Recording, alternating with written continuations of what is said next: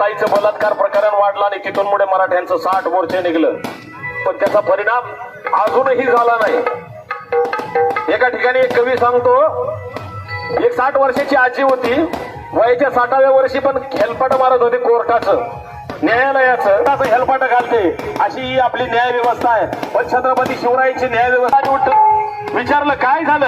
राजा, माझी धरणी काठी पोरगी पाणवठ्यावर पाण्याला गेली असताना गावच्या पाटलाने खिच्यावर घाला घातला आणि तिचं सर्वस्व लुटलं रे राजा, सर्वस्व लुटलं रे राजा, सर्वस्व लुटलं.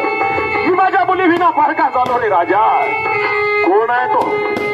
राजा, कुंपणाने शेत खाल्लं रे बाबा. कोण आहे तो? तिलाय. आणि मग त्या बाबाला विचारलं राजाने, राजे कुंपणाने शेत खाल्लं रे बाबा राजा, कुंपणा